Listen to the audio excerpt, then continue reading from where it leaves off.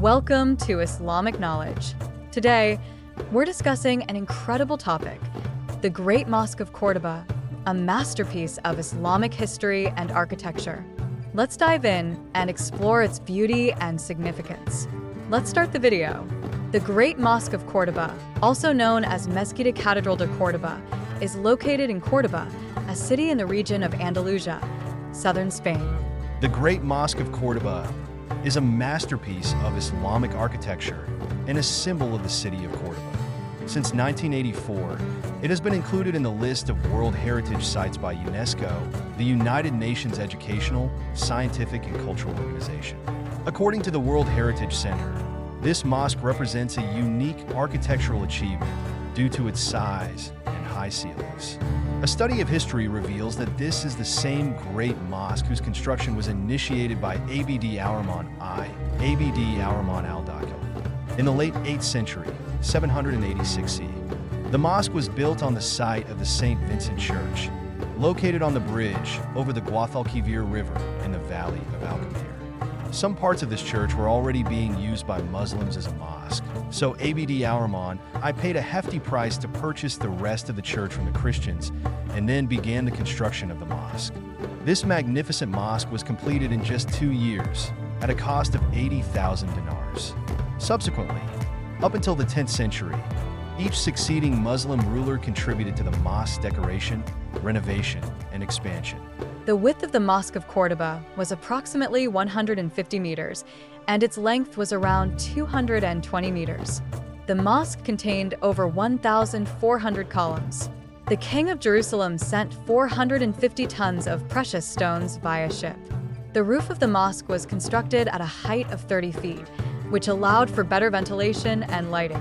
To support the roof, several columns were built, and due to their abundance, pathways were naturally created within the mosque. Each column was adorned with double horseshoe arches, which later became a defining feature of Andalusian architecture. Every second arch was installed above the first, connecting seamlessly with the roof, and some of these arches were crowned with domes, a few of which still remain. The ceiling featured 280 stars, which were installed in the interior corridors and were made of pure silver. The large chandelier in the central hall of the mosque could hold up to 1,000 lamps. Throughout the year, more than 300 quintals of oil and 35 quintals of wax were used to fuel the lamps. The mosque's lighting system was so efficient that it seemed like daytime, even at night.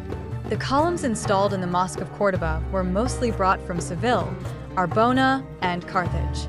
However, due to their limited number, Emir Abd al-Rahman later had marble columns carved in Andalusia, which were embellished with gold and jewels. These columns further enhanced the mosque's decoration.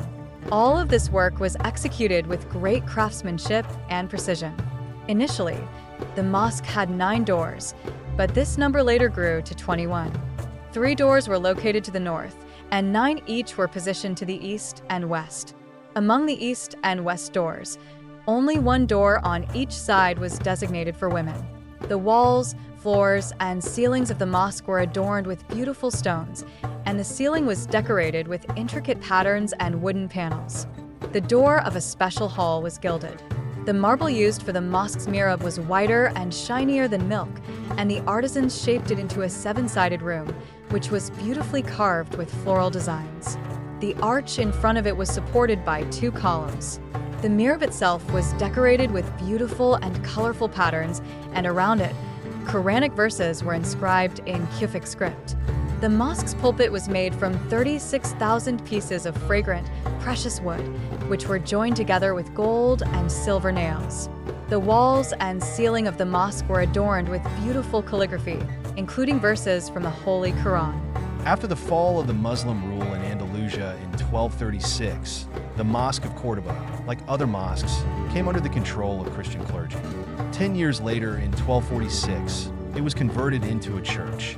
In the 15th century, a Catholic cathedral was established in the center of the mosque where Christians were allowed to worship, but Muslims are still prohibited from performing the call to prayer or offering prayers there. In 1931, The poet-philosopher Allama Iqbal became the first person to recite the call to prayer and perform prayers in the mosque after 800 years of its conversion, despite the ongoing ban. He also wrote a beautiful poem titled The Mosque of Córdoba. However, after him, silence once again prevailed in the mosque. In December 2006, Muslims in Spain appealed to Pope Benedict XVI, asking for permission to pray in the Great Mosque of Córdoba, but their request was denied. After being a state property for centuries, the Spanish government finally sold it to the church for €30 in 2014. Under national law, the mosque is now officially considered the property of the church, and it is fully under the ownership of the cathedral.